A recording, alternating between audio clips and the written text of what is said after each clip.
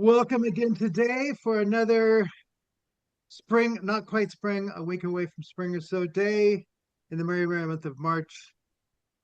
We are going to continue our conversation, our journey, our discussion with Ken Ross through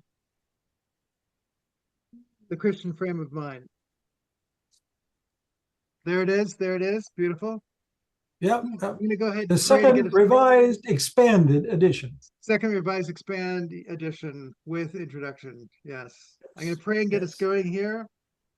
We do thank you, our God, for the journey that you invite us into of discovering not only T.F. Torrance and Jim Neidhardt and others who along the way, but mostly to discover you and the amazing things you've done in creating a world for us to discover, to enjoy, to delight in, but also to care for. So give us hearts and eyes and ears to see and to understand the place that we might take in continuing your work of loving you first and then all that you create.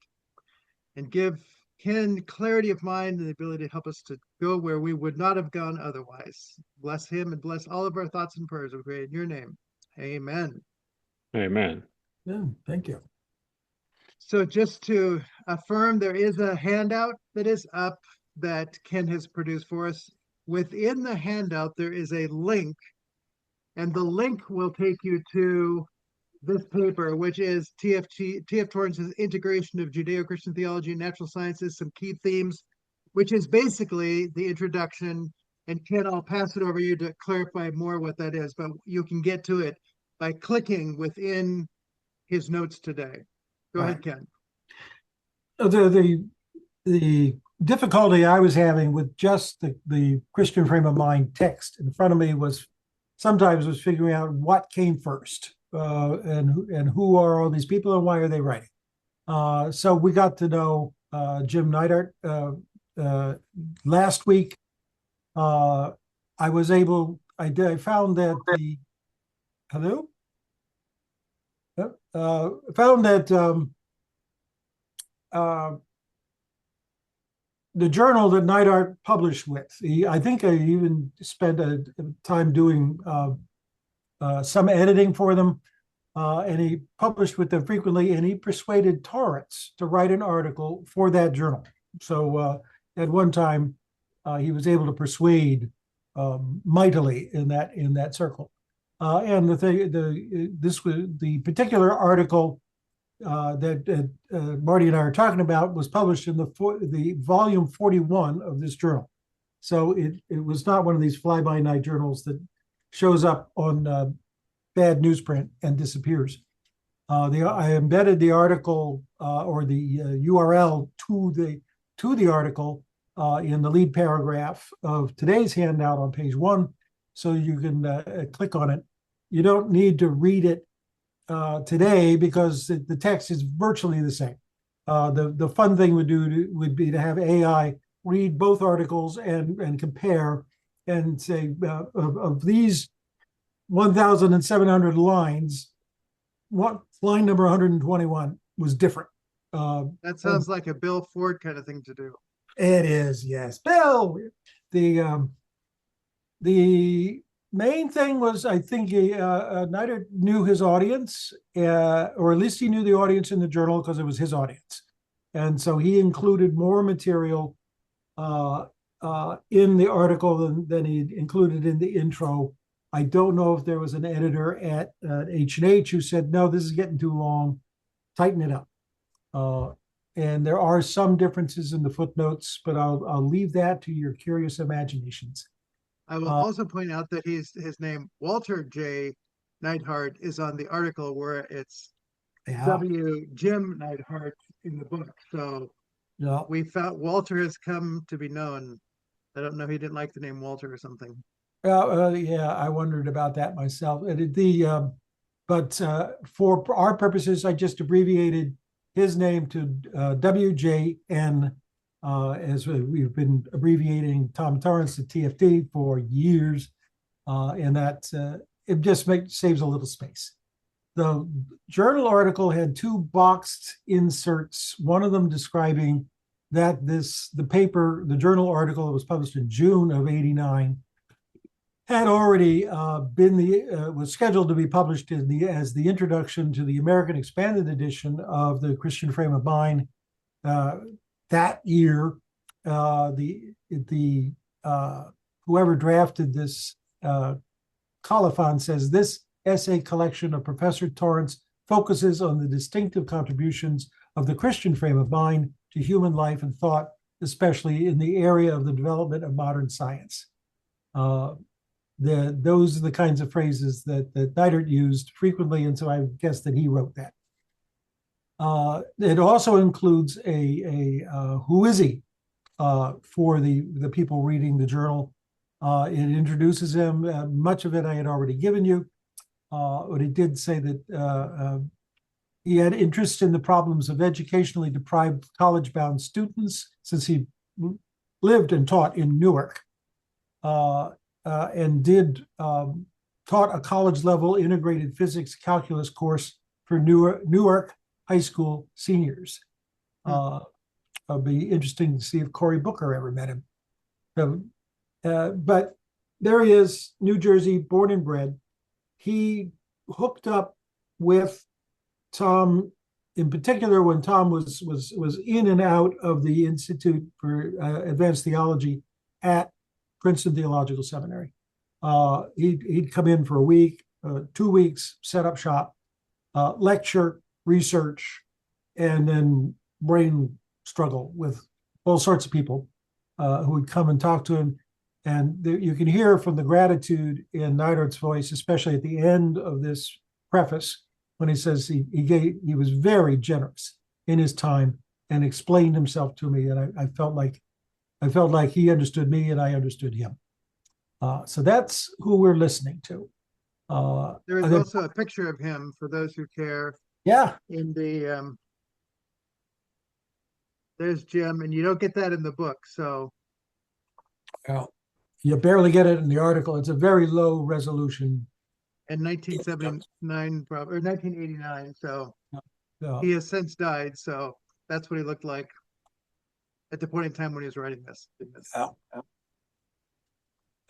Maybe we can get a copy of the New Jersey Institute of Technology yearbook and see if somebody can get us a good picture, if we really want to take it that far. It was just sitting there, so I thought we'd grab it. So number 3, once again, what does Neidhardt say? And so I restate his thesis. Has everybody got a copy of my handout? Yeah. Because one way we can save time is I don't read all of the tiny type quotations, since presumably you've read the article. You don't need me reproducing the text of the article unless we want to dig into that a little deeper. Where again? I did not get it, Ken. I sent it to you to your inbox. Special He delivery. specifically sent it to you. Special mail. Ken McCurry. Email. Go look at your email. Sent it about 2 hours ago. All right. Fine. So the thesis is the same thesis I put in the handout last week. So here it is again, just so we're on it. It then lists 7 key themes of Torrance's presentation of Christian theology that he believes can be integrated with natural science as manifest in Einstein's relativity theory. Integrated is Neidhardt's favorite word. It represents a placing of 2 things together that they can mutually exchange elements, but one is not dissolved into the other, and they exist separately without confusion, without admixture or any of the other Chalcedonian knots. He believes they can participate in each other. And then we have these 7 themes. I'm using the 7 themes in the wording that he gives as the section headings for these things. Now, last week we did this first one, the unitary character of theological and scientific knowledge. But I expanded a bit to ground our discussion today. That Einstein's theory in Neidhardt's view emphasized the unitary character of scientific knowledge in all stages of development. That's on his page 16. And then he quotes Tom Torrance in the small type that there were two key factors in this unitary character of scientific knowledge. All creative science is an integration of praxis and theory, where integration is a form of unifying, of creating a whole, which is heretofore unrecognized. Integration functions as a spontaneous organization of natural coherences embedded in nature, which we grasp only through non-analytical, informal acts of knowledge. These acts of knowledge arise through intimate contact with and mental reflection on a disciplined subject matter. And then second point, theology, properly understood in practice, is a creative science. Skipping down a paragraph or two, as we discussed at some length last week, this using language like ongoing, cyclical methodology, which is characterized as being informal, non-analytical, spontaneous.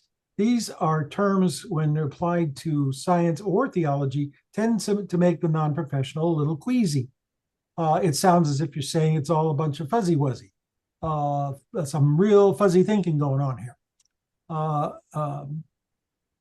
But this is where Michael Poulonier comes in. I had read Elmer Cuyler's A Scientific Theological Method about 2 weeks ago. And as I read that paragraph, he was ticking all the boxes of what Cuyler would say Poulonier said is how science is actually done.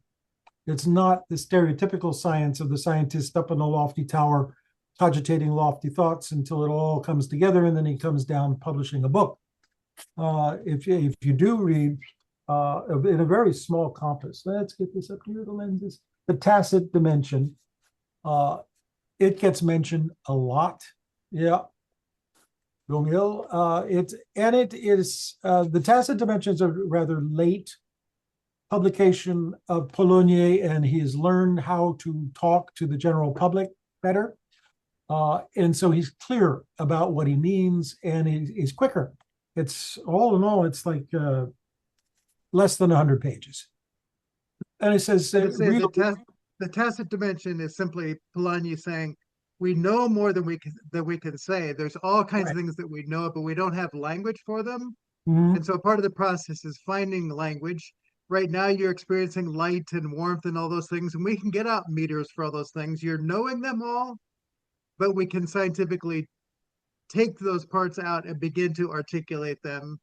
So science is embedded in a whole world of knowing things, and it finds ways to articulate. There are many things we have to learn to articulate, which is what Einstein was doing, and James Maxwell Clerk as well.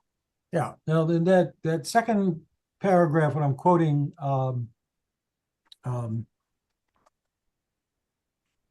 Neidhardt, sorry, that Torrance suggests that all theory or doctrine comes from a result of reflecting upon experience in the light of one's intuition and basic intellectual convictions concerning reality. Anybody that was raised on Charles Hodge as a Presbyterian would sit there going, wait a minute, where's this stuff coming from? From such theoretical reflection, the scientist and the theologian make a jump of imaginative insight, an informed, speculative, and bold leap to postulate a logically not obvious new theoretical structure. This is not Kierkegaard's leap of faith. This is a sense of Cuyler was saying we spend a lot of time ruminating and getting familiar with something. He has a whole section in his essay, A Scientific Theological Method, where we indwell. That's the term that Collier puts forward, and it seems to be generally popular. You got to know the stuff. You get in there, and you go in there without prejudice, and hopefully without an advanced theory. and you see where it takes you, and you do make imaginative jumps. Thomas Kuhn will talk about the change, the paradigm shifts that will happen when you're dealing with material as you get to know it better and as you share what you learn with others and they share back with you. This sharing back and forth means that you have to compress what you have been thinking about into propositions and statements and conjectures so you can communicate it. There's a very much the sense of you know a whole lot more than you can say. But in order to say anything, you got to formalize what you know in a certain amount of intuitive leaping and put it out there. And the main thing in this cyclic methodology originating from and terminating in experience, new theories or doctrines emerge as free creations of the human mind. They are not divinely inspired. They are what happened when the brain, our brains, human brains, deal and reflect and bounce things off of reality, looking for intelligibility. And as we follow those courses, and there's a lot of dead ends and there's a lot of double backing that goes on, but it rewards, reality rewards that form, that process. New theories, new doctrines emerge as free creations upon successful empirical testing. You take what you think, you got your hunches, you got to take them into the lab. You got to take them out in the field. You got to take them into your college and among your friends. Such theory or doctrine reveals a hidden intelligibility that undergirds the realm of confusing and often seemingly contradictory human experience. The discovery of such hidden intelligibility is the principal motivation and the final goal of all science, natural, social, and theological. Let's go ahead and take, Dwayne's got a comment there. Dwayne, what you got for us? I just got a question.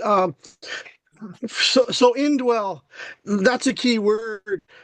So we're talking about indwelling that particular reality or that subject matter of inquiry, like Tom would focus it like that. Is that what you mean? I'm using Elmer Collier's. His. So I can look that reference up. Because I just want to clarify that word indwell, because that's John's theology there in the Last Supper discourses. Mm-hmm. It's Michael Polanyi, I think, is the one who Torrance draws that from. So that's, you go back to Polanyi for that foundational kind of indwelling sense. The nature of personal knowledge is we indwell reality and thereby come to articulate it.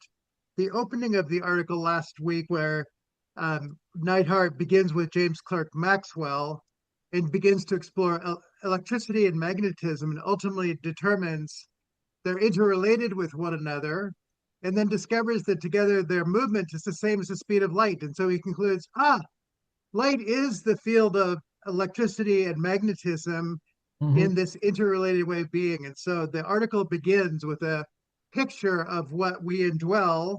We all have electricity in our bodies and we see it flash out of the skies, and the ability of Maxwell to bring all these things together and say, they're just different aspects of the same reality.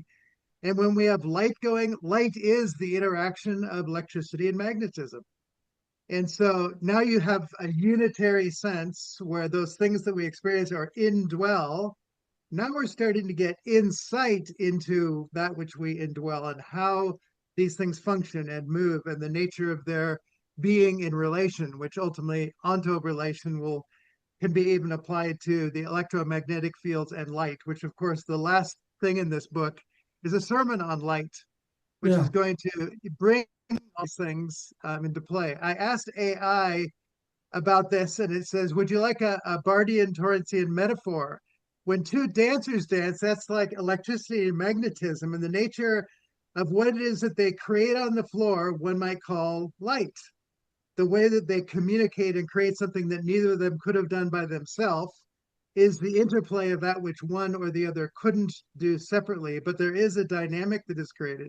So anyway, it's not a perfect metaphor, but it just begins to give you some images that there is a wholeness that we can see the different parts though they're not, they can never be completely separate. You must always understand electricity and magnetism together, and that each, in a sense, creates the other in the nature of the way that they surge. So anyway, I just asked for some, fifth grade level, teach me about light, and this is what I got. Yeah, anthropomorphic. I checked the whoever did the index for this edition of Polanyi's The Tacit Dimension. It cites indwelling in 4 passages. I just looked up 2 of them, and the word does not occur. So apparently they're willing to index the thought, even though the particular vocabulary is not being used. And Dwayne, to your point, there is co-inhering, indwelling, stewing on it. Everybody's got a phrase for it. We're all going to have to point to the actual phenomenon that many of them have in common, in that you really do need to get to know the stuff. And somebody who's been looking at it for years has got a better chance of catching the hidden order that's underneath all this disorder and say, wait a minute, I think I see something here. And that is when Collier's describing the scientific method, he says that this cyclical thing of picking a topic and defining it, indwelling in it, waiting for things to pop, it does. Oh, thank you. Is that his? In this book, Belief in Science and Christian Life, subtitled The Relevance of Michael Polanyi's Thought for Christian Faith and Life, Chapter 2 is entitled Indwelling, Formal and Non-Formal Elements in Faith and Life, John C. Puddlefont, who was one of the ones that wrote one of the 12. So that would be a place to follow up on somebody who specifically dealt with Torrance and Polanyi on that word. And that particular book shows up in the footnotes here in this book. Why do I keep forgetting our author's name? Neidhardt's. Jim Neidhardt. Yeah, he put in his footnotes here in this book. He adds a little bibliography. If he wrote these footnotes, note number 15. Polanyi's principle of marginal control and its implications, and then he cites Polanyi meaning, Polanyi the structure of consciousness, Jerusalem Scott, every man revived, which is a third party interpretation of Polanyi's thought. The simplest of introductions to Polanyi. And then Tom Torrance on the place of Michael Polanyi. I was glad. What I found interesting is that at this point, Neidhardt has not yet mentioned Polanyi.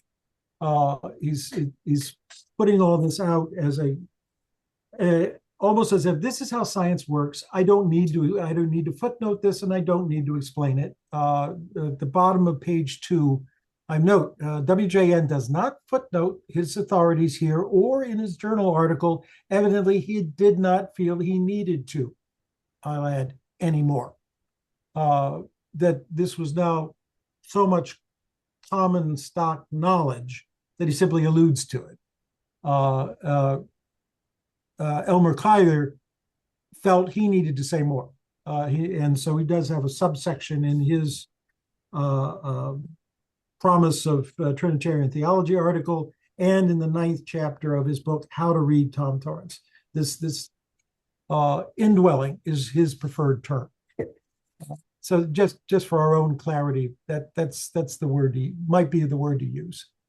Because both Tom and Neidhardt knew Polanyi, corresponded with Polanyi, exchanged letters and papers. I mean, it's a good, solid knowledge, and there's a nice foundation there.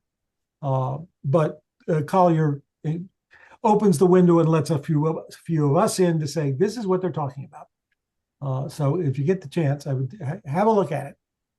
And Michael Polanyi's papers are held at the University of Chicago. If you want to do more depth dive into his personal papers and all that, that's where you go. Yeah. Yeah. His main point here is that intelligibility, and that's the word he wants to use, intelligibility is the ground on which fundamental science ultimately makes its claim to be dealing with the way the world is. That's Polkinghorne. That's Polkinghorne's quote to underscore the word intelligibility that Neidhardt wants us to use. And when we're talking about what scientists are doing, it's a subset of humanity, the human community, trying to make sense of this section of the human experience by lifting up its intelligibility and communicating that to the wider community. It's not an occult science. It is not an elite fraternity. It is not something beyond anybody, something where we just have to accept what they say without question. It's they asking questions that you just as well could also be asking. They got there first, but they're sharing it now, so we can all begin to understand it. And then I got a quote here from Neidhardt: "Such intelligibility," and he italicizes it, "shared among human observers conceptually, rather than as a matter of sensibility or pictorialization." He's trying to say we do have ways of communicating as a matter of sensibility. That I have a hunch, I have a feeling, I see God in the sunset. That's an affirmation made through sensibility. It is not necessarily intelligible, because you're saying you can see God in the refraction of infrared light in the midst of an atmosphere in the course of a atmospheric effect. That's not theology.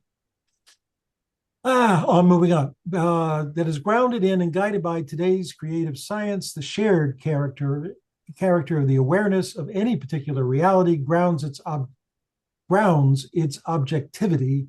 For even though different observers do not experience the same sensory experience of the reality in question through their diversity of sensory experiences, they are able to acquire a shared or common understanding of it. And it's this shared intelligibility, which is the linchpin upon which scientists and theologians build a consensus. So this social work that people do by communicating overcomes the threat of utter relativism by saying you have your perspectives, I have my perspectives, and then we do not then slam the door and say you keep yours, I'll keep mine. We pool them and add them to the general wisdom and continue to observe and observe. So he says this cyclical observe, articulate, share, question, observe, articulate, share, question is how science moves forward. And that Foulonier does a very good job of explaining that, starting in the 1930s. Plainly, by the 1970s, Neidhardt thinks he can assume that you've got that, but it's this social construction of empirical reality that causes a little bit of shall we say intellectual vertigo if you're in the school of things have to be infallible and inerrant in order to be true, because you cannot determine fallibility or infallibility, errancy or inerrancy in this cyclical pattern, but you do discover intelligibility. And it says, and that is good enough. That means you're on to something. Keep at it. Which his opening comments where he says, every time you turn on a light, watch TV, use a microwave oven, and he goes on to list all kinds of things. Yeah. You are dealing with the commonality of an understanding of the electromagnetic field, the nature of light. They all are part of the electromagnetic that has been creatively applied in different to microwaves, to X-rays. All these things have the same basic understanding of the nature of the electromagnetic field, and light itself, Einstein will discover, is also a function of that. And so to say there's the creative science at work, No. a common understanding that was provided by James Clerk Maxwell really launched all these creative ways of functioning. And Torrance is going to step in and say, and so this is true also with the reality of who God is and the nature of understanding there is a commonality that holds it together, but there is also a creativity that keeps it from being locked away and not understood or applied in ways that creative theological science should do. No. Robert, there was a character, Robert Ingersoll, if you've heard of him. He used to go, he'd rent halls in all the big towns or go to the Athenaeums and give long lectures on atheism and the folly of the Bible. And all he needed to do was talk about all those things you just listed, Marty, the things that we all agree are real and tangible and prove that science works, and say, can you do any of that kind of empirical work with religion? His implied answer is no, you can't. And therefore, religion is not objective. It's subjective. Science is objective. It's real. And you end up with this bifurcation that is almost a dualism. Science is real, religion is not. Science is real, religion is not. And as I say, Ingersoll made a fortune going from town to town, just peddling that thesis. It has its own logic, but as we get deep into Neidhardt's arguments today, he will specifically pull that up and say, this is not how anybody's science works. So that how can you say that it's unscientific to be theological, or it's untheological to be scientific? The two have to be taken together. That is a new way of looking at things.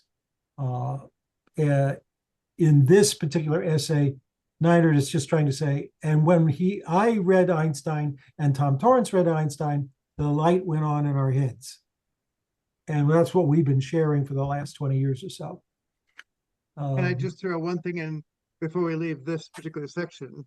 All right. In John McMurray's book, Persons in Relation, which is important for Torrance, chapter 1 is called The Field of the Personal. Did you see that? The field of the personal. And the point that I want to make is Torrance, in his understanding of onto-relational from this, I really think it was McMurray who helped to make the bridge from the physical sciences into the social sciences with McMurray's understanding of the field of the personal as articulated in the second volume here.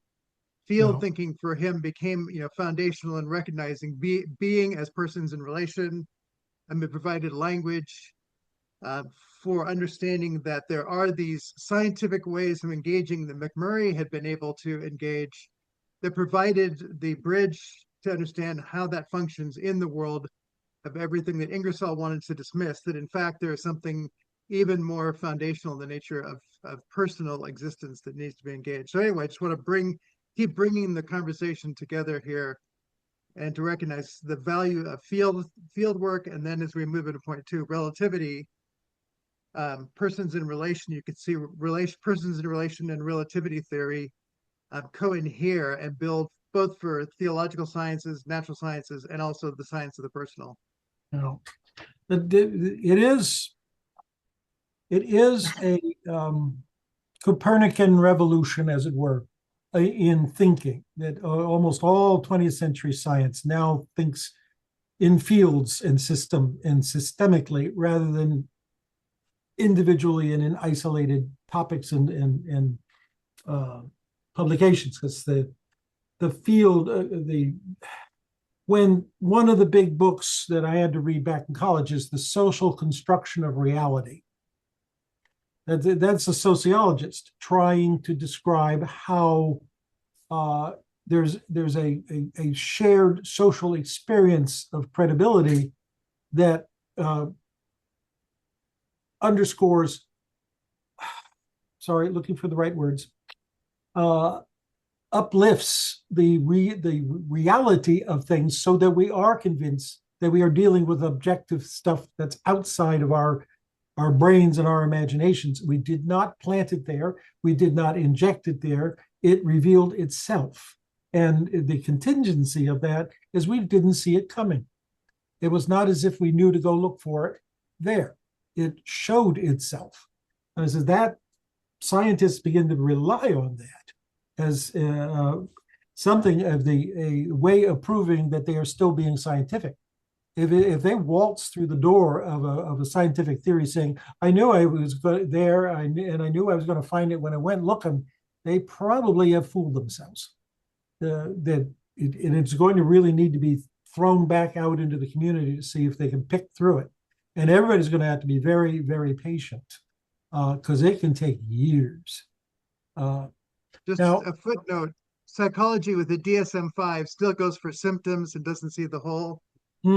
Still building on a fractured understanding of the nature of persons, so that within the fields of psychology, there is not a holding together of something that would be congruent. So psychology is still caught because of insurance companies or whatever, yes, in a world that takes things apart in not a Polanyian kind of way or an Einsteinian kind of way, but is still stuck with in a Newtonian kind of way. Yeah, you, Marty, in particular, said that Neidhardt is making his case as a physicist. Yes. Talking with Tom Torrance, who's dealing with Einstein, is a physicist, a very humanistic physicist, but a physicist. The most,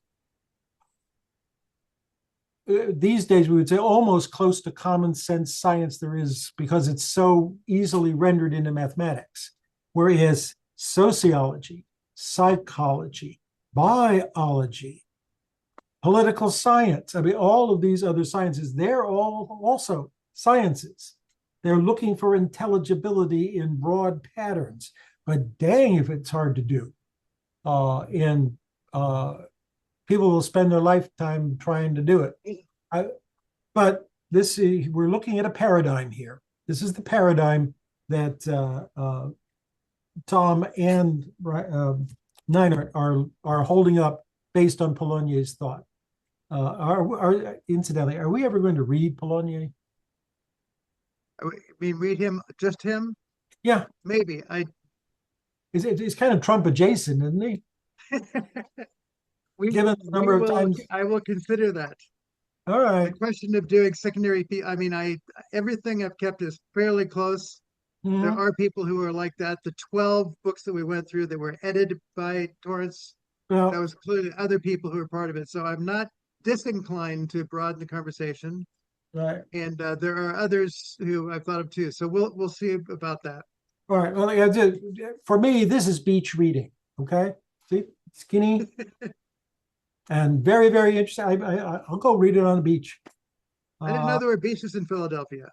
Oh, life's a beach in Philadelphia. Everybody in Philadelphia just moves 60 miles to the Jersey Shore. And surely you know about the Jersey Shore.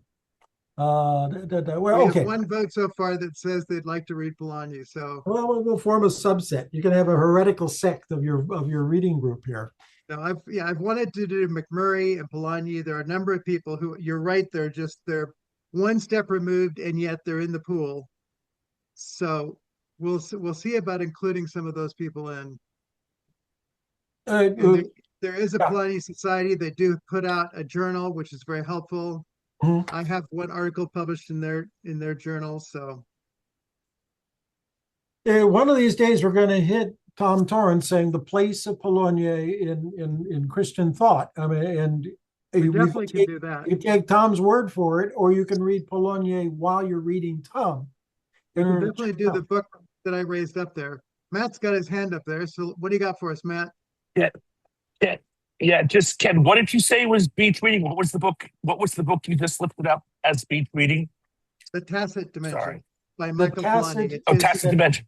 Okay. It's his The Tacit shortest Dimension. work. Okay. Yeah, It's his shortest work. Yeah, good place to step in.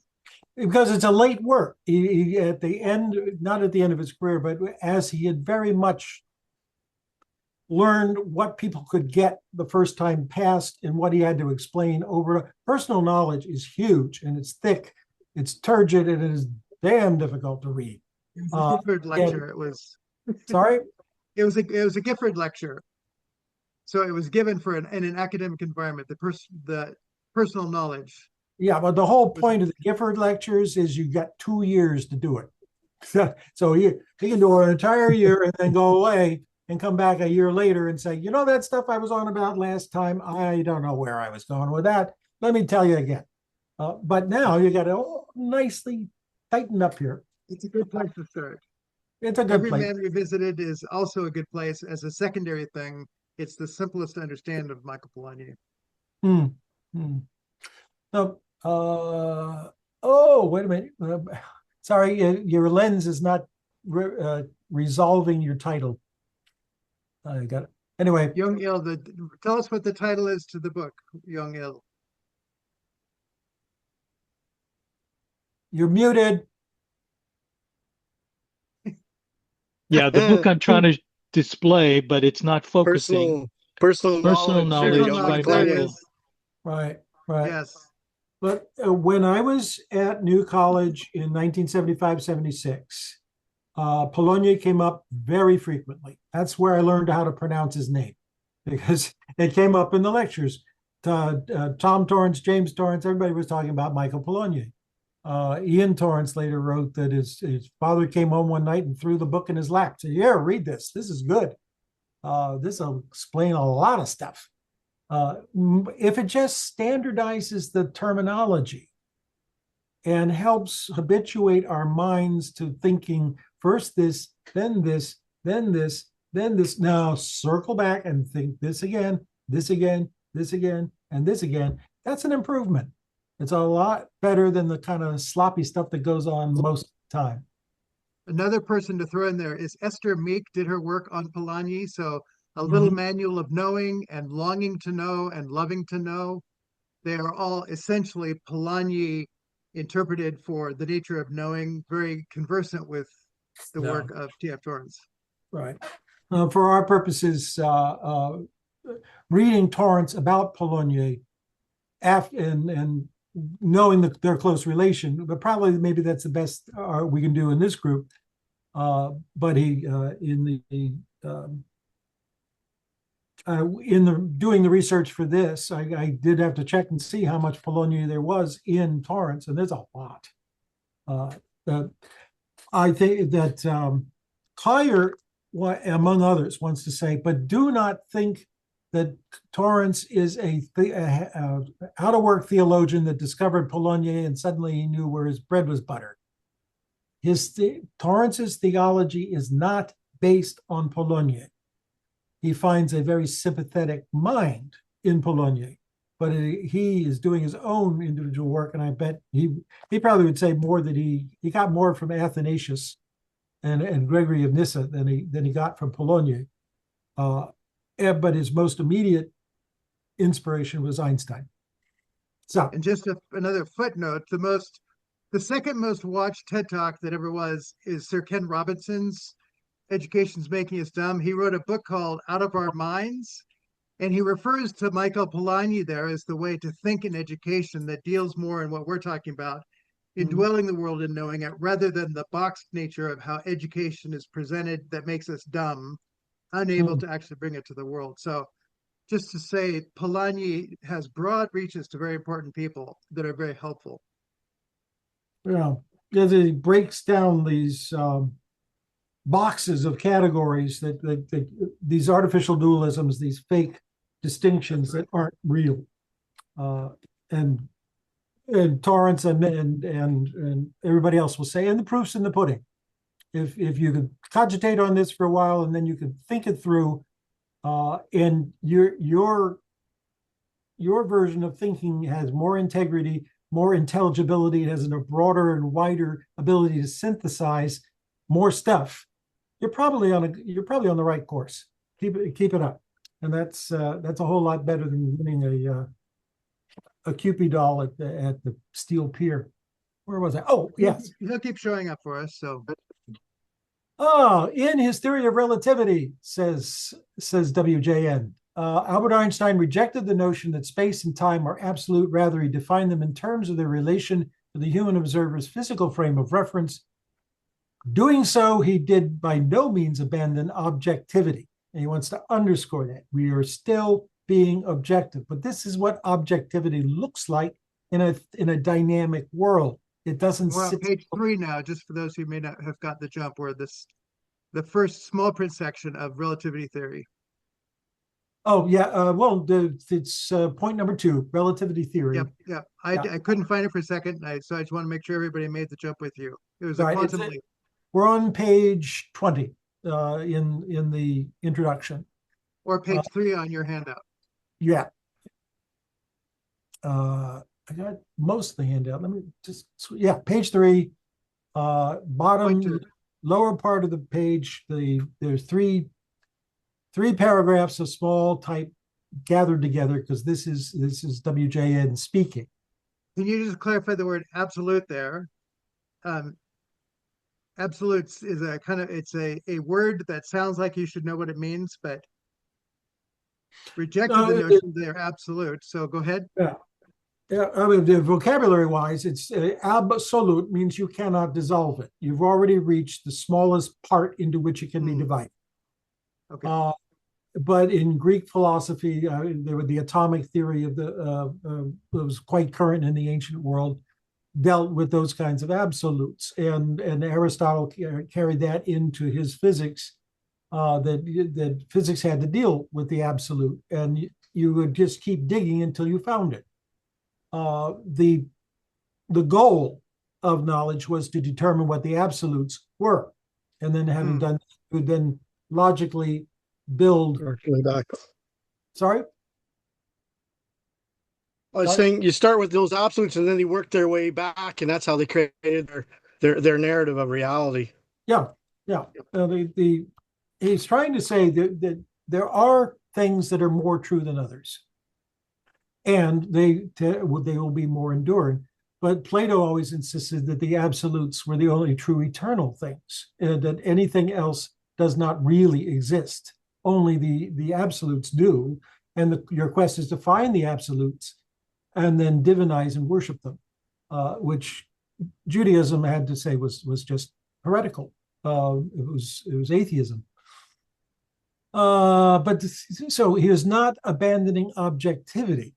That is the goal. And Protestant theology since the year 1800 or so has been trying to articulate how we are being objective about God, which in popular culture is one of the most subjective of topics. You have your opinion, I have my opinion, you keep your opinion over there, I will keep my opinion over here, and we'll have civic peace at least. He says, well, he cannot accept that as a final solution. It is a temporary framework for avoiding conflict. But in the meantime, Einstein can't accept it, you're saying? He didn't have to. Einstein himself never had to argue. I'm saying theologians who were looking for absolutes. I'm thinking about Charles Hodge. We can talk about Bobnik. Just about every major Protestant dogmatician from 1850 to about 1900 tries to organize their systematic theology based on absolutes, and then spinning out from their doctrine. No one reads that stuff anymore, and there's a reason, and the reason is Karl Barth. But so Einstein took away the inclination to think that we should think in absolutes and said there's always more, we need to explore them. I mean, is that a fair characterization? It's more that absolutes and variants are going to be there, and you're going to have to make a distinction between them.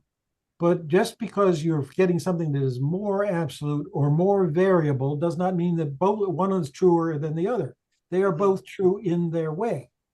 And it's the learning that way that is the modern thing that he's advocating for, is that how to, and we'll get onto that in the last point number 7, because that's where Neidhardt wants us to go.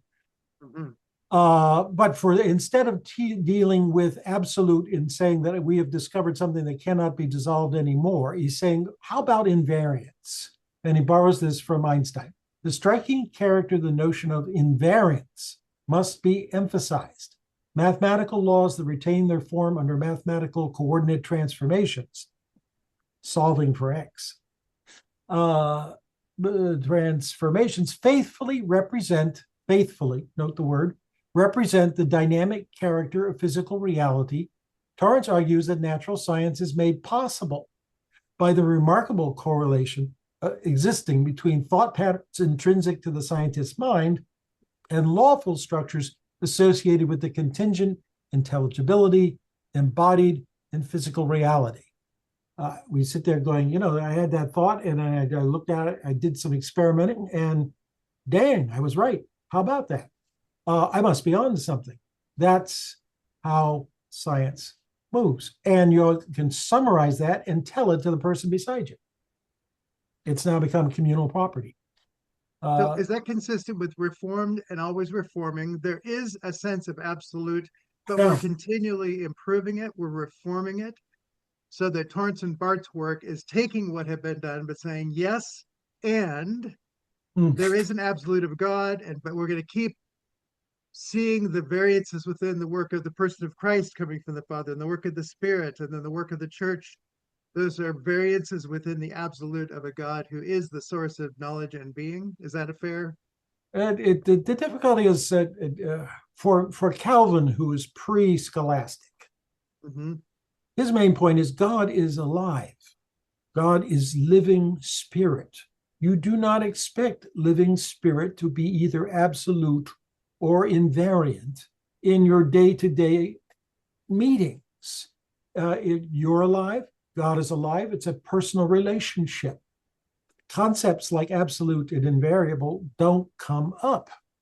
It's when it's only after the scholastic theologians reintegrate Aristotle's physics into talking about God that you begin to talk about God as indivisible, eternal, and all of the various attributes of God, many of which is very difficult to get through, and maybe off topic. Tom knows Calvin very well because his family re-edited the whole of Calvin's commentaries, New Testament commentaries, because they said the current translations, who were all Victorian, were no good. They got it wrong. So it's more a matter of how to adequately express and anticipate that everything you say about God is going to be dynamic. It cannot therefore be final. Okay. It has to be provisional. But that doesn't mean that there's no point in talking about God at all. It just does mean that we're all going to, in prayer and with scripture before us, talk about God provisionally as we all move along. So for point two, then, Neidhardt wants us to understand that for Torrance, relativity theory means we're going to have something, but it's always provisional and able to be pursued further. The whole heuristic dimension that we talk about is there because the nature I would just of reality tweak that by saying not only is it going to be relative and it's going to be changing, you're going to have to, in order to keep up with the living God, constantly be revising. The fact that you're revising doesn't mean that you're dumb or you're not smart enough. It means that you've caught on to what you're talking about and you're trying to keep up. I would take somebody who says, it seems to me at this point, maybe we ought to say this, is a lot more trustworthy than thus saith the Lord, and then pronounce on war or peace or sex or something. It's not helpful, really. It's not. Can I just make a comment about that? Because we forget the fact that apart from Marty or me or me and yourself, Ken, when God interacts with you, what happens is he changes you so you can apprehend what he's conveying to you. That's that tacit dimension that people don't realize, that unless you're in this relation with the invisible, and that invisible is more real than the real. that this, it's not, we don't argue absolute, but we just know that God is, and that changes everything, the great I am. So that theological foundation changes the way we can approach, and the surety that we know that he did make the creation contingent and intelligible in this way, so that that's how we can exercise dominion. But if you don't have that presupposition, you don't understand that there is a goal and it's not chaos. Yeah. There's a whole range of things between absolute relativity, where one person's opinion is just as good as anyone else, and the kind of authoritarian, "Thus saith the Lord," and that's infallible, it's inerrant, and since I am sitting on the throne, you're going to have to do what I say. Torrance perceives natural science as emerging in the context of the contingent intelligibility, intrinsic and physical reality. This is the reality is the ball off of which we are all bouncing our tennis balls. It's there. It's not in us. We didn't create it. We can't define all of it, but we do bounce our tennis balls off of it routinely, or basketball. Whatever floats your boat. So point one is there's one unitary world. Point two, Right. is it's a dynamic world, and so we need to recognize that we need to dynamically and consistently, and by that meaning objectively, engage it in the work we're going to do. So that point three, in creative science, what do we do next? We essentially, in creative science, well, I was just going to finish with Eric Okay, go ahead. Mascow there. He wants to quote him in a positive thing, to say, the world of Christian theism is an ideal field for the application of the scientific method. If there's not a hostility there, there's actually a reliability there, and the two work. And he's pleased to quote that. And Collier, among others, in his footnotes, say, if you want to know if anybody was talking this way 75 years ago, you were looking at somebody like Eric Mascow, Episcopal priest and theologian, not a trained scientist. But he's trying to say the scientific method is not hostile to religion. Religion is not hostile to the scientific method, and together you can get somewhere. Now, in the point number three, it's not simply that the absolute undergirds the approximate. Let me see what's the term he uses. The relative. In creative science, the invisible explains the invisible explains the visible. And I get and he says this is like the third time he's had to pause and say, if you ask a person on the street, which is it? They'll go with the one that he says, no, that's not it. That's what he's up against. Trying to explain how science actually works requires a demolition of any number of popular understandings about how science does work. And in the Robert Ingersoll school of atheism. Where did I find that? Well, let's just let this go, because he's quoting TFT from the Ground and Grammar. In scientific thinking, we do not reject the fact that we are observers who operate inescapably with appearances and images relativistic to themselves as observers. We all engage in primitive subject-object experience. That's not because we're dumb or because we still have our monkey tails. It's because that is just the way we experience reality. We all engage in it. Observational images, therefore, have a place in our thinking, but they are intersected, as it were, by the pattern of relations at a deeper level by which they are objectively controlled and are made to refer beyond themselves. Scientific thinking and understanding moves to that deeper level, refusing to rest content with the surface patterns of observational experience. To be rather technical for a moment, what we are concerned with here are the invariant yet dynamic objective structures. I may underscore that. The invariant yet dynamic objective structures of the space-time metrical field, which, though inherently invisible and intangible, control all observable phenomena. Hence, we do not offer explanations deduced from appearances, but we explain why things appear as they do in such and such a way from their objective grounds in reality. That. And you go back to just the opening of his article where he talks about, radios and X-rays and microwaves. That you can't explain all of those things based just on looking at the thing in front of you. They have to be explained by the invisible that makes them all work. And this, I remember a friend of mine, his girlfriend was trying was getting a degree in elementary school education. And the teacher kept giving this as class projects, explain the seasons to a 12-year-old. Questions like that. He said, well, the earth tips on its axis and it's exposed to the sun, or is that? And then the kids staring at you like, wow, it's invisible. You can't, it takes a lot of work of imagination to come up with a model in the head of a 12-year-old that is plausible enough to the 12-year-old to explain the phenomenon you want to talk about. But I had somebody in that class as a child who did insist that there were two suns, because our sun is up in our daytime, but the Chinese need a daytime, so they have another sun. That's the way she figured it out. Because it's invisible. There's no, I mean, until we're shooting astronauts up into space, you could not see the one side of the planet lit and the other side of the planet not lit. You just had to take it that's what it was.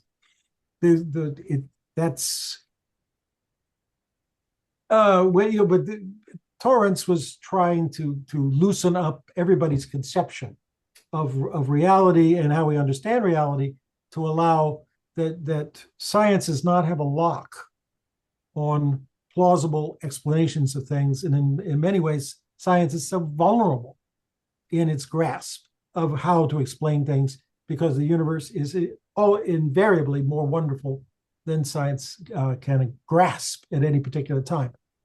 He used the word open up more than loosen up, right? So Yeah. after science is an open investigation, not a closed investigation within a closed system. So there's an open investigation is going to learn more than in a closed investigation.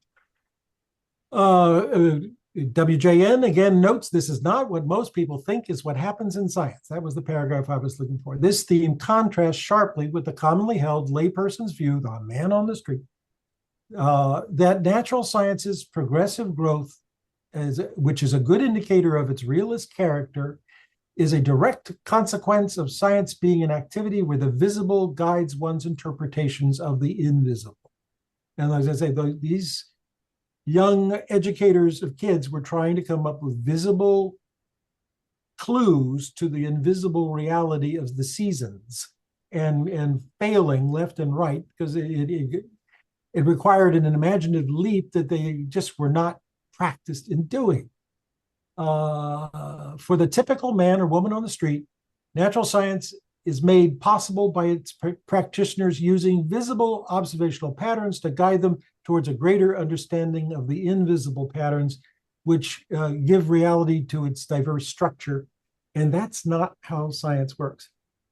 When I was reading this section, I was remembering a sketch from Leonardo da Vinci's sketchbooks, where he was drawing pen and ink sketches of water pouring into a pool.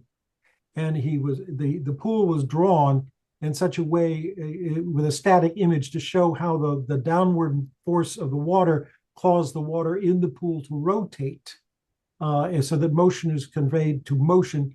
And what's going on under the surface of the water is more important than what's going on in just the surface of the water, which is mostly just a matter of rings.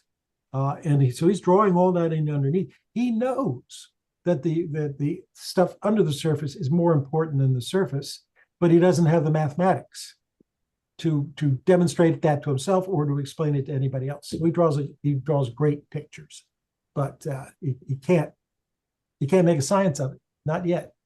But that's the Renaissance. We're moving Karl on. Barth's statement of theology being like trying to capture an image of a bird in flight and explain it all. You Right. can't explain it with a certain set of things without a deeper knowledge of the invisible.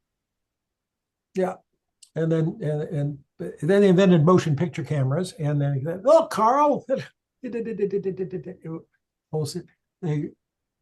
it's fun to play You with. still have to understand air currents and things like that and how air works with relation to wings and stuff to get. And then you find out their bones are hollow. Who knew? I mean, Who knew? oh, I do comment here that at long last, our author, whose name keeps escaping me, brings in Michael Polanyi. This is the first time, this is the first time he's quoted Polanyi. We are like 9 or 10 pages into this introductory essay, he brings in Polanyi, finally. What Torrance has done, following the lead of physicist philosopher Michael Polanyi, is to recognize clearly that great scientists have made their discoveries through an imaginative postulation of invisible hidden patterns which explain the visible observational patterns. And such innovative leaps, not jumps, leaps are grounded in and guided by the creative scientist's deeply held convictions regarding the form of nature's intrinsic creative order. In other words, Torrance recognizes that all good science must be based on observation, but a less obvious and appreciated aspect of good science is also true. Only observation grounded in and guided by theoretical insight is likely to uncover the deep regularities that undergird the observational phenomenon. The book on paradigm shifts. Quick. Thomas Kuhn's book, The Structure of Scientific Evolutions. Yeah. He has a great line very early on. He says that scientists who discourage easily will never be great scientists. The waiting for the imaginative leap, the reframing that you cannot predict, you cannot push, you cannot trick yourself into doing it, but it does happen. And you can be sitting there at your end of the lab, and at the other end of the lab, that little dork that you've been snubbing for years suddenly throws up his hands and goes, "Eureka!" and has found it. Well, you just better hope that he'll tell you how he got there, because it ain't coming to you. One thing that, where is the Just to say as a summary on point 3, Please. now you have to move on, but the stand against positivism says that everything can be explained by what is visible to the common person on the street. And here we're saying, no, the nature of what is quote unquote positively given is not adequate. We have to actually understand behind it, there are many invisible things that must be understood in order to understand the visible. And so what was a period of philosophy of seeing a kind of an empiricism, this is saying, nope, that puts blinders on us to the nature of actual reality.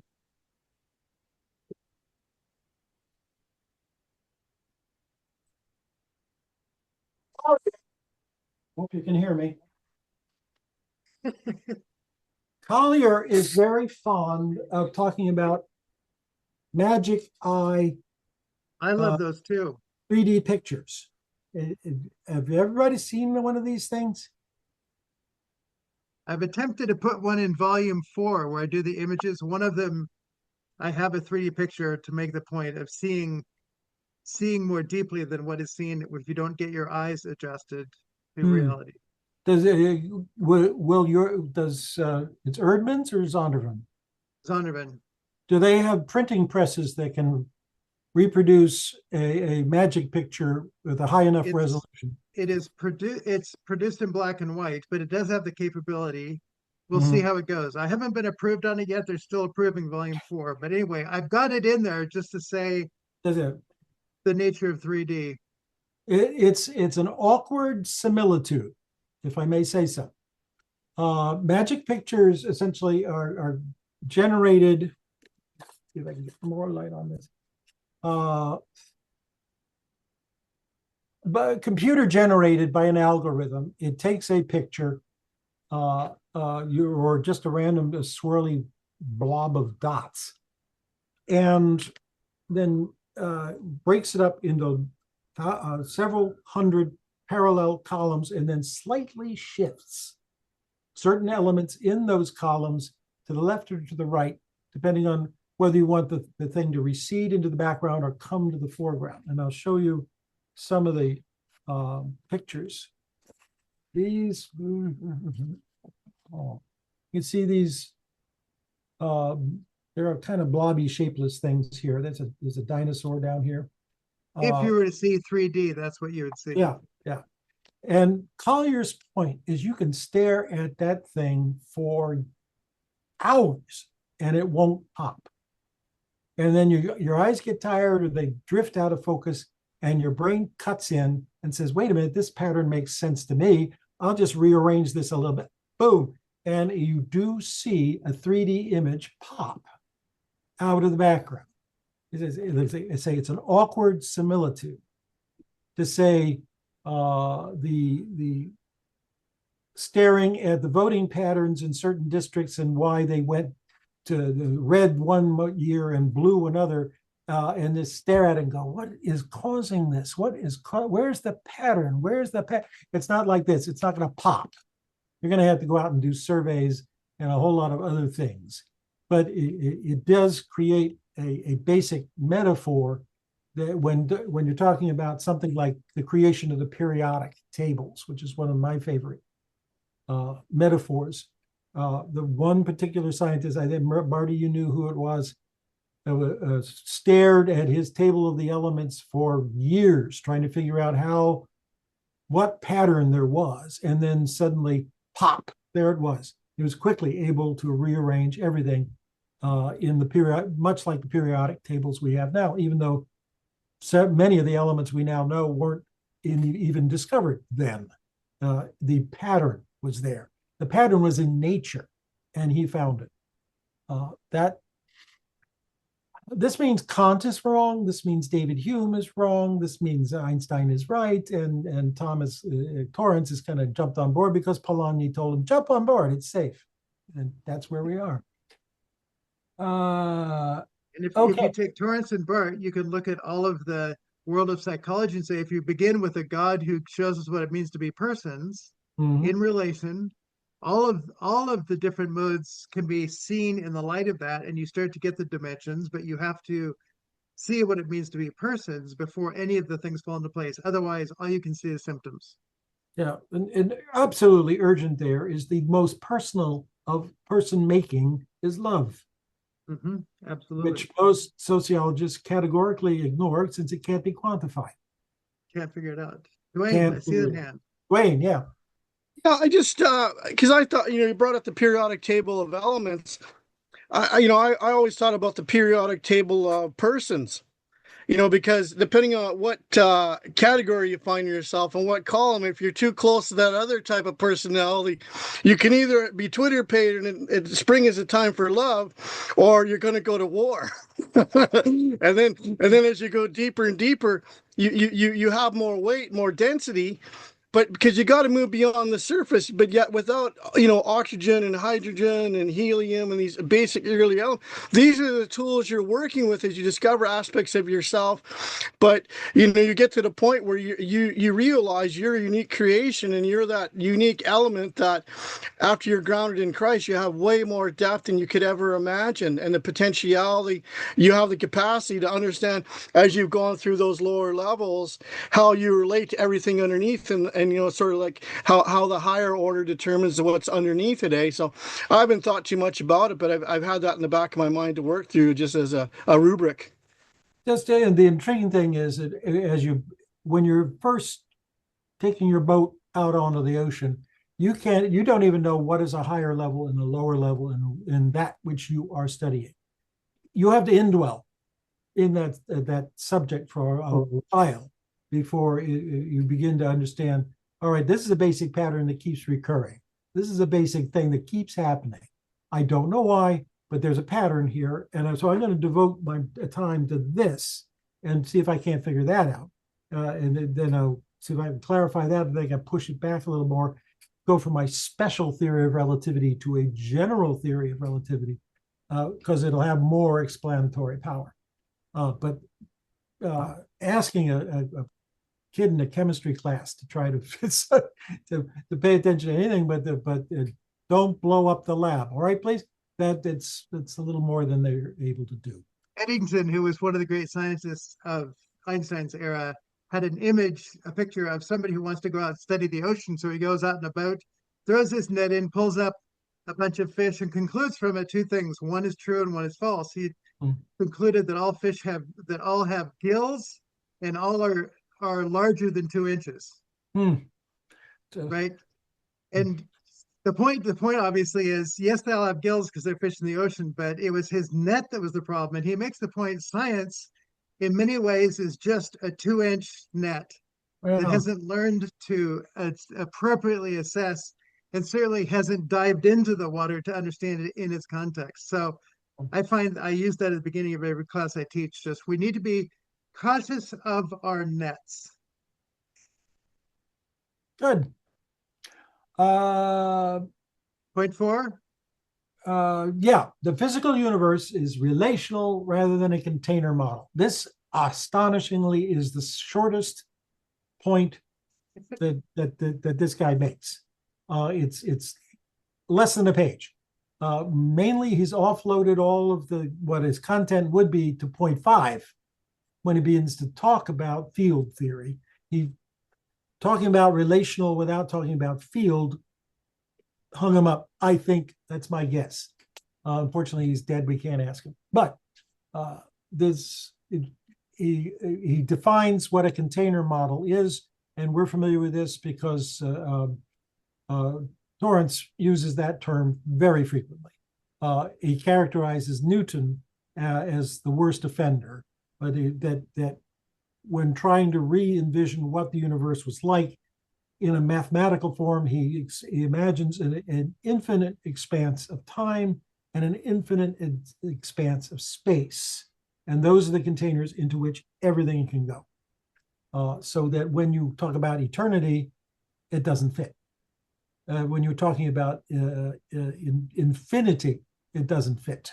It got stuck. That's part of why Newton's mechanics works within the solar system, but it doesn't work in the galaxy. It's still true. It's just, it cannot explain even the more deeper unities and manifestations that show up when you're talking about black holes and supernova and wonderful things like that. So finally, I had to, I found in footnote 11, which is on page 43 in this book, was the illustration that I thought he should have put here in this paragraph. It would have made his point a whole lot easier. He's trying to say Newtonian physics forms a good example of a container model of the universe. So says he, so says Torrance. Basically, Newton separated space from what happened in it and suggested the idea of an infinite receptacle formed by space and time, which he held to be the container of all physical being, as we said. Space and matter were understood dualistically. Space and time has an absolute status, absolute. Space and time, and everything can be resolved into either it takes up space or it endures through time. And if it moves, it is something moving through space in time. He's managed to find all the matrices wherein everything can be plotted until something happens. Space and matter were understood dualistically. Time and space had an absolute status independent of material existence, but causally conditioned by its character and qualities as an inertial system. Inertia. Sorry, I had a freak thought. I'm getting it out of my head. Einstein's general theory of relativity is an apt example of a relational model of the universe. In general relativity, space-time is a continuum existing in inseparable relation to mass-energy structures. So mass-energy objects determine the curvature of space-time, and that curvature in turn controls the motion of the mass. Thus, mass-energy structures and space-time geometry are dynamically, integrally related. That made perfect sense as words. Can you put a picture to it? Most people can. Because it's the invisible which is determining the visible is invisible. This whole notion, the closest I've seen some things is pictures of space as a flat, a semi-flat surface dimpled by these cones being pulled down, and at the bottom of those cones are planets or stars.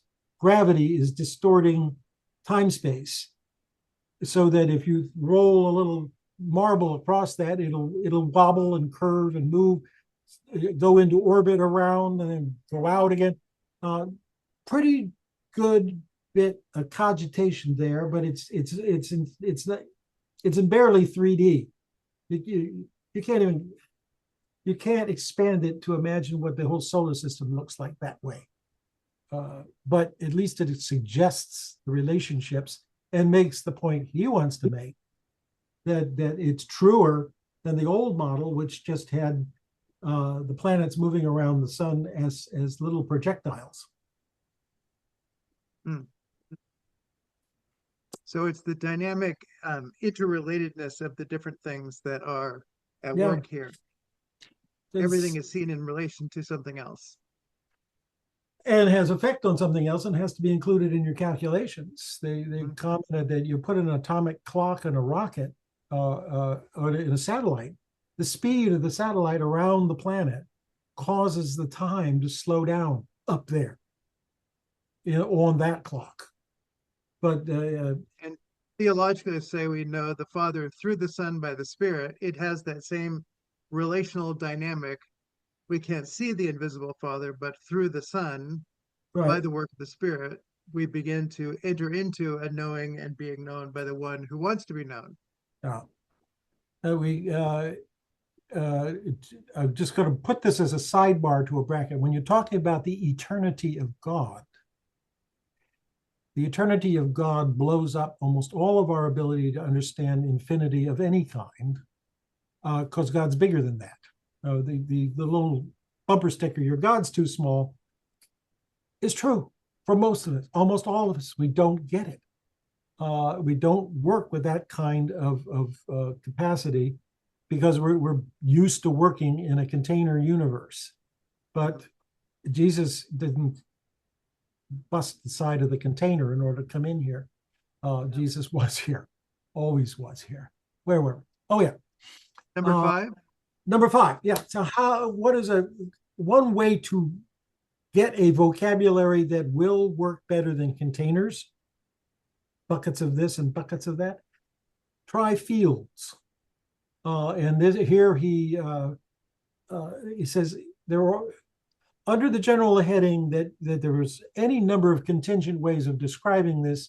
It turned out historically that Michael Faraday gave an idea to James Clerk Maxwell, who gave an idea to Albert Einstein. So that's how we got it in our lap.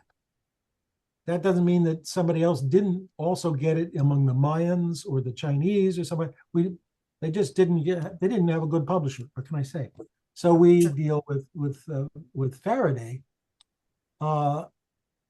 He wants to make the point that both Faraday and Neidhardt are. Neidhardt wants to make the point that Clerk Maxwell and Faraday were both devout Christians.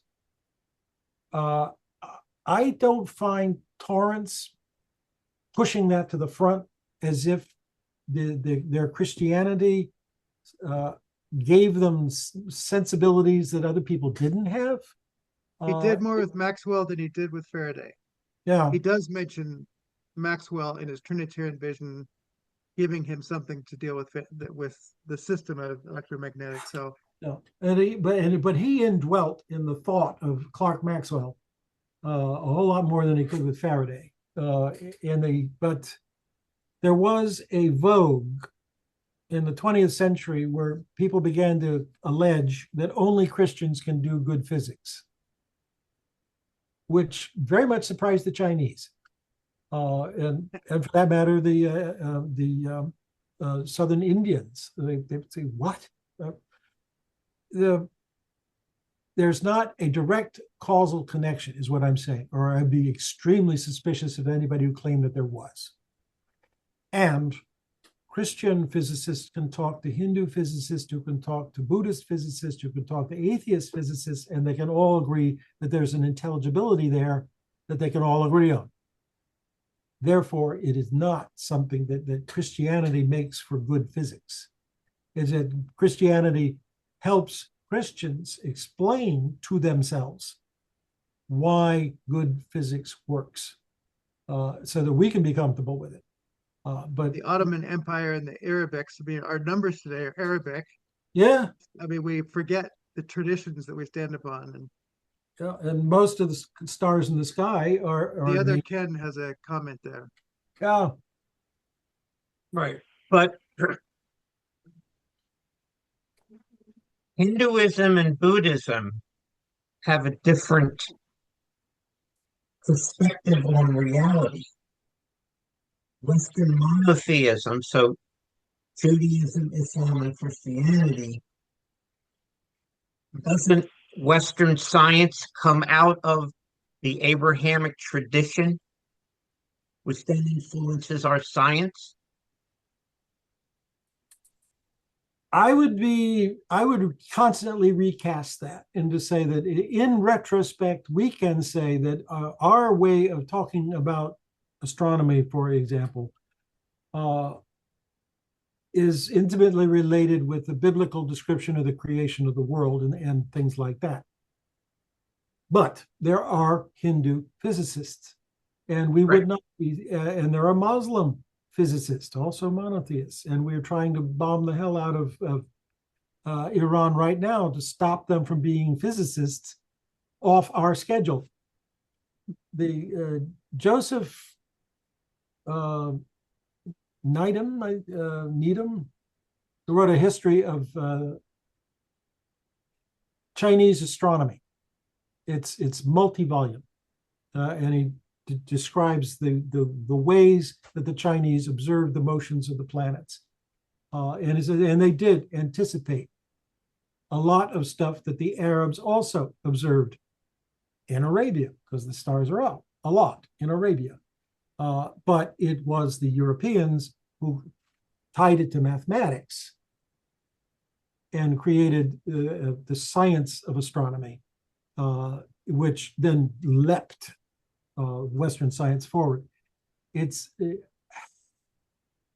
Would you seriously form an admission committee at Cornell University that would not allow or admit a student from China or from India from signing up to a PhD in physics at Cornell? You see how absurd that idea becomes. But there are all sorts of people that say, but we shouldn't have people who were not Anglo-Saxons be citizens of the United States because they don't understand politics. They don't understand democracy. That we created that. That's equally unstable, but one of them nobody seriously entertains, and the other is got a movement behind it at the moment. We got Young Il has a question or comment Yeah, here. please. Yeah, what you bring up is a very delicate subject, I agree. And the position that, that science could have been done by any tradition seems fair, but I would submit that their culture that brought about modern science had a lot to do with Christian faith. And that when you give an example of can there be a Hindu physicist, when you look at their educational background of that Hindu, he probably went to a school that was affected by modern curriculum imported from the West. And I say that as somebody coming from South Korea. When I grew up, the educational system was very Western, even though you had the Korean culture. The Korean ancient culture could have come up with astronomical observation, but the mathematical approach that Galileo and Newton brought to modern science, I think, could only have been done in that context. And Joseph Needham, in his magnum opus, the Chinese, science and technology in ancient China, he does a wonderful job of cataloging everything. But when you actually dig down into it, he does a lot of coverage of like agriculture and taxonomy and taxonomical science. Mhm. But there is a disconnect between that and astronomical observation and the modern theory of science that brings it together in a causal mathematical explanatory framework. Yeah. So, for example, why did modern physics happen in Copenhagen and Europe at that particular time and location? I believe it was because of the culture. It was not, it could not have come out just from anywhere in the world. The recipe was not, the ingredients were not there. So, you know, I'm not going to say you're wrong. That would be absolutely impertinent, rude, and totally unfair. I'm just pointing out that I have my shelves are lined with books from people who are saying that, for example, capitalism came out of Protestantism. That was the thesis. And because look, the northern Protestant countries all became industrialized and they became wealthy, and the southern Catholic countries, they never industrialized and they became fat and lazy, and now they're terribly superstitious Catholics. It reeks of Protestant prejudice. And that's the problem of one of the, as Marty and I have been talking for you, the difficulty of doing comparative science across cultures is extremely difficult. And Neidhardt will say, it's the first thing you have to do is dialogue. And the second thing you have to do is dialogue some more. And the third thing you have to do is love the person you're talking to while you dialogue some more, rather than jump to the very self-congratulatory thesis that we're number one because we deserve to be number one. That's what I'm afraid of, because Christianity, Protestant Christianity, and especially Protestant Christianity in America, God, it feels like at the moment we are the number one nation in the world because we got Jesus right. I don't think so. The Roots of Science by Harold Tudor. So he's a Torrance, Newbegin, Polarny scholar who taught at a number of places. This is the history of science, and he makes your argument, Young-Il, that there are components of the different theological systems of the different religions that stop them from understanding in the way that Christianity did. And his book, Frames of Mind, A Public Philosophy of Religions and Cultures, further discusses the nature of the uniqueness of the cultures and their ability to develop the kind of scientific thinking that we have brought about. I've heard him in New Zealand. He was a New Zealander. No. So, but I find him very helpful in a number of ways in clarifying these things in the history of science. And the uniqueness of what it is the Christian contribution has brought. Well, and again, next week we have Terry Magruder, he's the head of the History of Science Department at the University of Oklahoma. We can address some of these questions. He's far better than I am in clarifying the uniqueness, but he will talk about the dependence of Galileo and all that on the people's shoulders of these other cultures that they took in a way you just described, Ken, that they took those things and took them to a next level. So to say there is an interdependent story where there are certainly characters that got past the limitations of different frames of mind that allowed them to go on. Yeah. It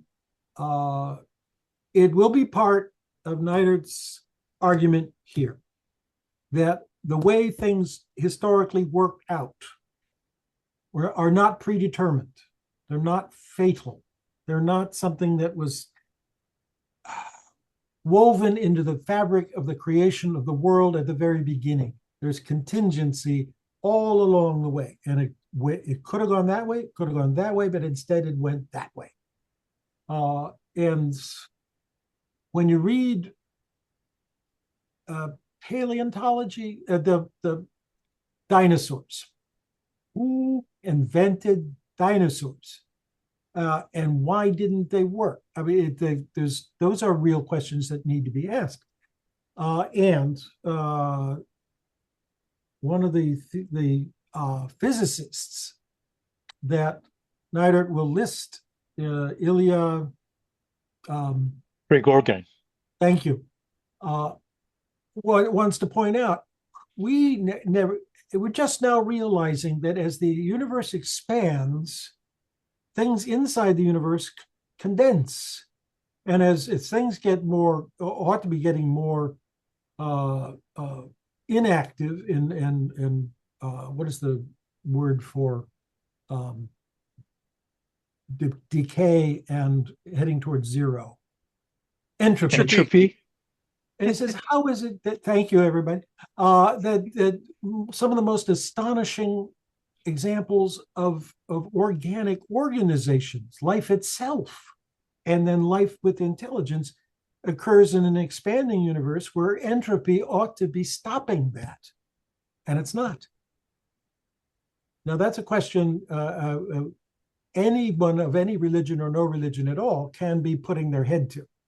Because we're going to all toss it all together. I'm just worried about the subtle bigotries that make for both bad religion and bad science, and lull us to sleep to think that having successfully figured this out for once, we don't need to worry about it ever again.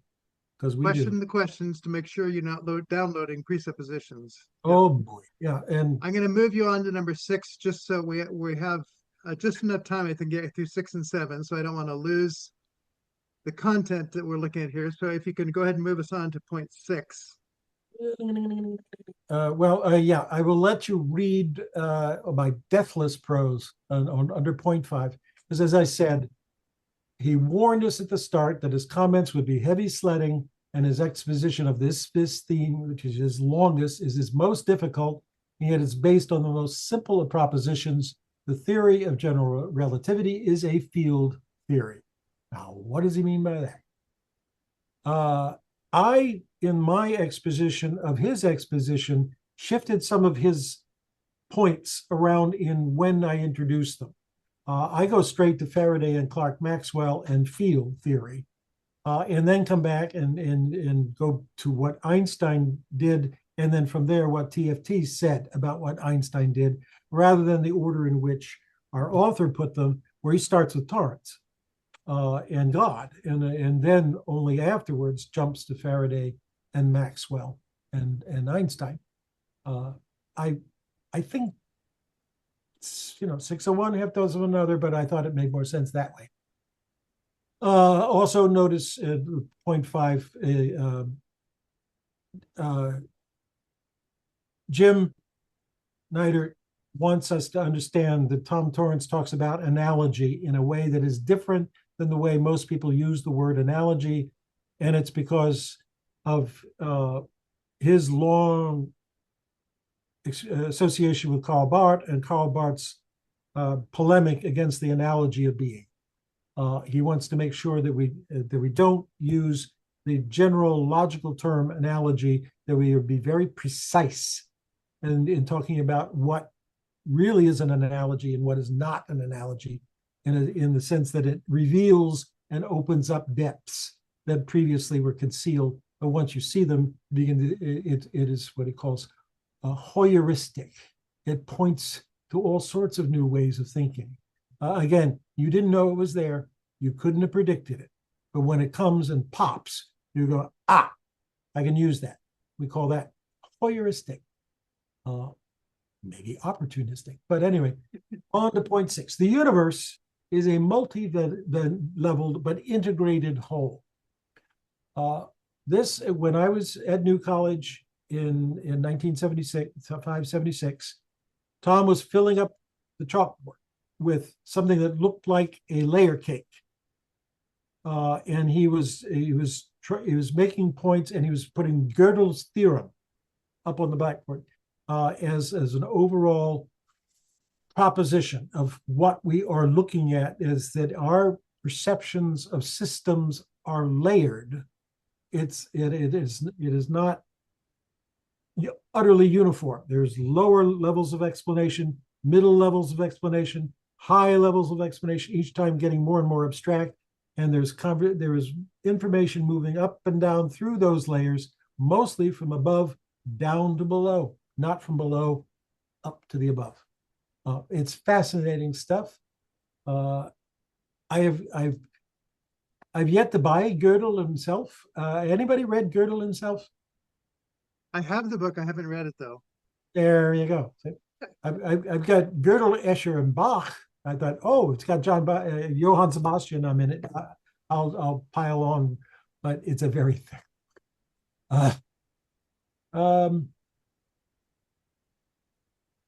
TFT quote. Jim Neidhardt quotes Tom Torrance from Reality and Scientific Theology. And I think I found, yeah, the editors made a goof. And the third sentence into it, an entire 2 syllables of the word reductionistic got cut. I don't know how. I went back and I checked. It's in the original text, but in the transferring of the quotation into this book, 2 syllables just disappeared. Well, I don't normally sit around nitpicking, but that one mattered because I was sitting there going, is that a word? Is that even a word? And I had to look it up and say, no, actually it is. So here it is, correctly done. The universe that is steadily being disclosed to our various sciences is found to be characterized throughout time and space by an ascending gradient of meaning in richer and higher forms of order, instead of levels of existence and reality being explained reductionistically from below in materialistic and mechanistic terms. The lower levels are found to be explained in terms of higher, invisible, intangible levels of reality. In this perspective, the divisive splits are become healed, constructive syntheses emerge, being and doing become conjoined, an integration of form, and that's Collier's favorite term, integration of form, it takes place in the sciences and the arts. The material and the spiritual dimensions overlap, while knowledge of God and of his creation go hand in hand and bear constructively on one another. To which the church lady says, isn't that special? Watching him working on the board, and he is stating what many theoretical physicists now take to be true, that the universe is organizing itself even as it expands, and that how that happens, we don't know. But entropy seemingly is something we don't need to worry about, at least for a couple of a billion more years. But no one saw that coming. No one. It was Karl Barth's early training in philosophy at the beginning of the 20th century. No theoretician was talking that way except Friedrich Nietzsche, and everybody thought he was nuts. So it goes on to quote our 2 Nobel Prize winning scientists, Michael Polanyi and Ilya Prigogine. I think Just it was a quick actually Michael comment. Polanyi's brother that won the Nobel Prize. I think he didn't, so but Really? Yeah, Carl yeah, he himself did Carl- not. I bet that made for interesting Thanksgiving meals. Oh, I believe one of his students might have won the Nobel, but yeah. all right. I put that in late. I'll go back and delete it. It's Polanyi, for crying out loud. he should have. Yeah, he should have. Yeah, it's Like McMurray should have. should have gotten the Nobel laureate of some kind. With that, I end this 6th point, because he's just trying to say it's layered. And when we read the Christian doctrine of God, well, I don't know, this was something of the beauty of his dogmatics when when he puts that book out. He very carefully illustrates that, at least in Christian inquiry along scriptural lines with Trinitarian doctrine, the layering is a way of organizing our thinking while we try to think about things that are so magnificent that we can barely get our heads around. Dwayne, you got a comment? Yeah, because I go back to the mediation of Christ, because I'm trying to think this through in the theological. So, because again, is high Christology the highest point that gives the meaning downward? And then the question is he just at that one particular point looking down, explaining everything, or is he through and all things exist by the word of his power? Like, because that's the thing that the scientists can't see, how God holds everything together. He's free to make the creation, he's free to come in the creation, and that's what they won't give you. They can't handle, because I got the cutoff there. As we were talking, I was trying to build a chart, or a chart, so you got invisible. Well, that goes to the ontological trinity. But you're, and then, well, how do you do with that? Well, you come up with ineffable or imageless knowing. I don't like. You got to create these conceptual words just to say, well, that's the boundary. We can't know. There's no analogy. There's nothing there that can penetrate into that reality, and so that's the thing. Like, where would the mediation of Christ come in? That, like, is it a holistic thing where it encompasses all things, or is it at a point? Or, because I was just thinking that through. I wonder how Tom would answer that question. Well, specifically to the doctrine of God, since I'm reading Karl Barth, Volume 2 right now, the Logos, the Word of God, permeates everything. No, it's not the question of just being at the top. If we got, because that's what John McKenna was working on, and that interface, and then thinking science and natural science and theological science together. He was working hard on that stuff. It's the analogy as Barth and Torrance conceive it. It's that Christ is the analogy. The homoousios is, he makes available that which is invisible, the ontological. This is in discussions of the stratification of knowledge in Torrance, is really this conversation, and it's in Christ and by the Spirit, and that works down to where we are. And Tom's natural gravitation away from visible metaphor to invisible metaphor, from image to sound to auditory. We can hear multiple tones at the same time, but we can only see one thing at a time. See, that was where John McKenna's work before he died. I couldn't figure out where he got that analogy for the sound of a diamond, and I'm like, he's telling me this stuff. What the hell? I always say you got to learn to see with your ears, and then he brings out the sound of a diamond. Like, I just anyway. We'll find out. It was a Hindu priest who suggested it and said, John 1:18, no one has seen God at any time. The only begotten God who is in the bosom of the Father, he has come to explain, to audibly tell us that which is invisible. So it's right there in John 1:18.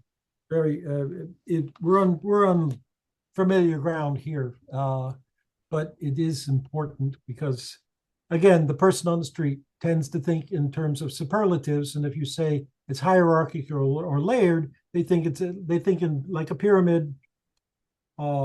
And there's a big broad base, and the further you climb up, the smaller it gets. And C.S. Lewis said, no, we get into heaven, the deeper and higher we go, the wider and further it gets. And he deliberately flips that over as best he can in order to blow up that more primitive, let's say, and pagan way of thinking about God. Okay, you got 10 minutes on point 7. Well, just take 2. Judeo-Christian theology motivates and gives meaning to natural science, which in turn sharpens and clarifies theology. It's the stone and the blade rubbing and sharpening each other. It's a mutual reciprocity of interrelation between the two disciplines made possible by honest and open dialogue between theologians and scientists. Such dialogue is properly grounded in the recognition that both disciplines are concerned with the discovery of a shared intelligibility, see theme 1, resulting from, on the other hand, the divine order primarily revealed in God's redemptive historical interaction with humankind, and on the other hand, the contingent order revealed through humankind's exploration of the expanding, that is to say, historical and time-embedded physical universe. In the end, theology is going to be talking about eternity and the destiny of humanity that leaves space and time without ceasing to be human. And so that is one of the learning places where the dialogue is going to have to agree to respect one another. But you can tell from his experience, Neidhardt's experience with Tom Torrance and with others, that a respectful listening to one another got a whole lot further than yelling and writing polemical tracts and saying, here's where you're wrong, you beetle-browed little fool. You got dualisms in all of your thinking. You just shot through with dualism, so why don't you just leave? That kind of hostility is antagonistic to all that he's trying to create. I'm sure, I don't know for sure, but I would expect that he was very much disappointed when the journal he had given 40 years of his life to, again, be increasingly pulled into the evolution six-day creation debate until it was driving out all other topics. I think, you were saying you watched that some of that happen in your time with related to the journal. Do I remember that correctly? No. Thank you for sharing that. Because I 30 years ago, I thought I was on top of the American Protestant religious field. And I recently got a couple of books and realized that while I was sleeping, they moved all the furniture around. It's completely different than what I've got to start all over again, or donate my library to somebody else who can do it for me, because I'm not able to see anymore. But onward, this new unity of theological and scientific insights, many old dualisms will be transformed and healed. In particular, the schema does not represent the old dualist separation of natural sciences and science and theology as how questioning versus why questioning. And such a dualist perspective, Torrance argues, Torrance argues rather that in the schema's integration of natural science and theology, how and why questions occur in both disciplines, and they cannot be separated. I was pointing to that about an hour ago, that this has now been recognized. The old-fashioned distinction, the man on the street distinction between science tells us how and religion tells us why. But I don't know, have a Bible study or a prayer group in any one of your churches, you'll hear that every time.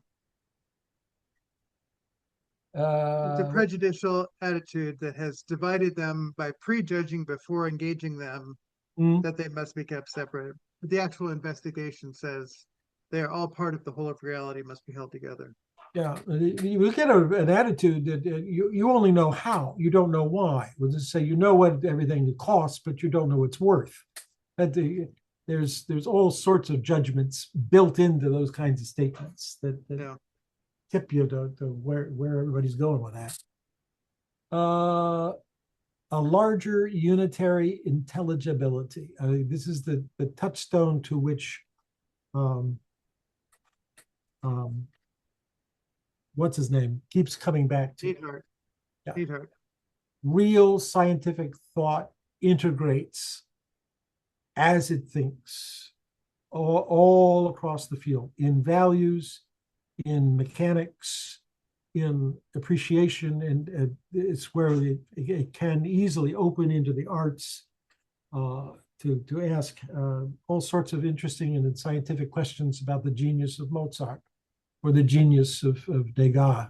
Well, what I go over to we have the Barnes Museum here in Philadelphia, as it's $4.8 billion in French impressionistic painting.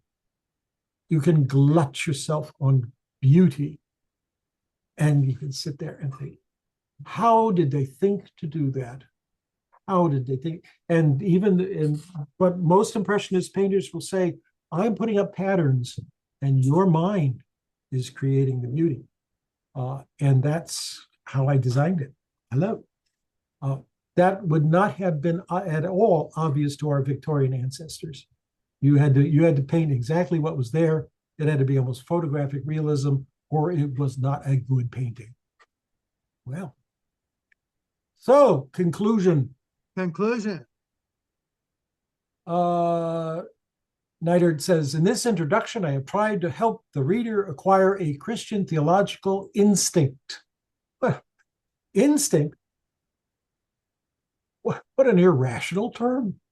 For key themes in Tom Torrance's distinctive integration of theology and natural science, I hope that an understanding of these themes will help the reader better appreciate the range, comprehensiveness, and creative truthfulness of Torrance's thought, particularly as expressed in the essays that follow in this book. I consoled myself many times in the last couple of days that I can't get all this down on paper. It's just too much. But then, then we'll spend a half a year reading the book. We'll get back to it.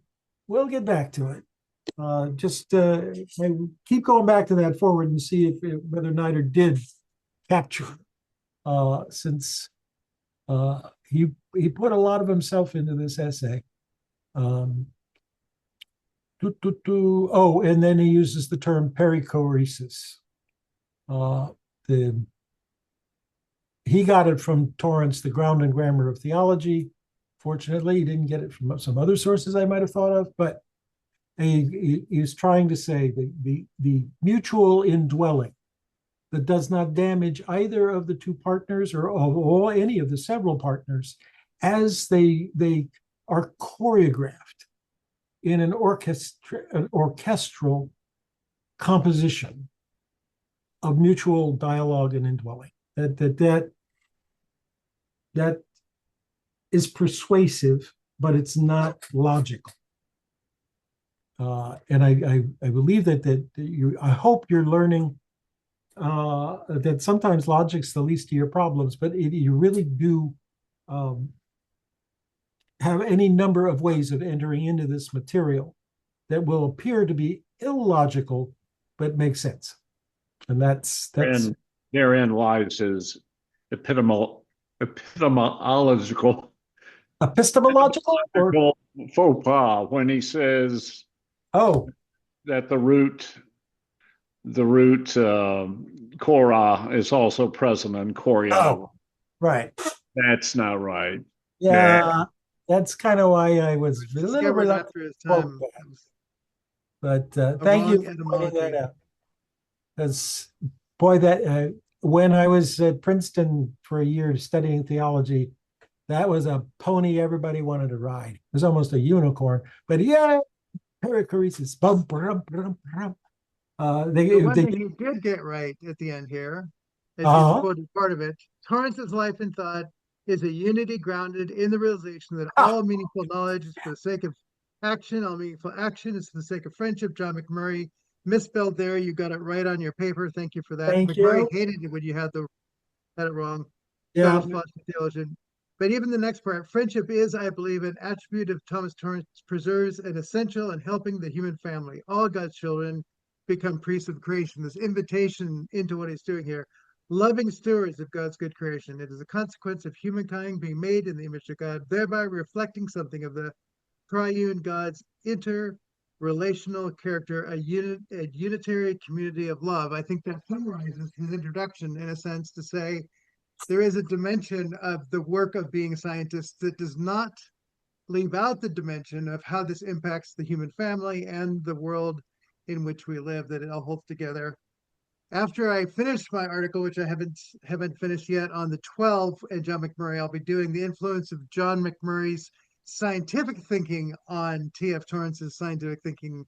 I did a general one. I will be doing a more specific one Good. for Participatio to play some of these themes out. Thank Wayne, you. what you got? I'm just sitting here thinking about faith, hope, and love. All these three things abide, but the greatest is love. Because the thing is, it's amazing what you can do when you love something, or even just the theory of inquiry, your passion, your enthusiasm, all those aspects where you inquire, and it's a lovingly stewardship type way of doing things, because people who love what they do, it's amazing what they can accomplish versus the person who doesn't understand. And then on the other side of that, we got to keep pushing that word mutuality. Yeah. Instead of individuality, like, cause mutually shared life, mutually shared fellowship, 'cause that word mutuality, like, I started looking at that word, develop a counterpoint to individuality, like as far as individual philosophy, particularity, like, because again, mutuality, it's always exclusive, no matter what, in the pairing and the bonding, because you can only pair and bond with so many people at so much because of your limitations of the body. But yet with those interpenetrations, those interrelation, because you bonded with that person, the impact that Tom Torrance has had because we bonded with him, getting back to this periodic table of personalities, just thinking to some of this language, like, there's got to be a metaphor there we can take beyond, I'm in the unstable category. Yeah. Okay, well, next week we will be dealing with Chapter 1, The Greek Christian Mind. Carrie Magruder, the curator of the history of science person at the University of Oklahoma, is going to be our guide. And Young Il, I see that tan. Will you be providing the copy of the chapter on the website, or I do will we need do to what get I a book? did. I will copy from Logos, and so I will copy without footnotes. You'll get the text without footnotes, so you'll have access. Does that work for you? Yes, that would be great. Yes, Thank you. perfect. Okay, so I'll make sure that happens. And Carrie is great. Some of the other questions that have been asked today about the history of science are also very appropriate with Carrie. He's a walking encyclopedia of all that, and has purchased first edition collections of Copernicus and Newton and all these people. So he lives with these texts right there in the place that he lives and works. So feel free to think about questions as you prepare for next week to head into these things. So Ken, thank you for today for a wonderful engagement with deep and serious strata to take us to the next level. So thank you all for being here, and we will see you next week. Okay, Here's everybody. bye. God bless. Bye-bye.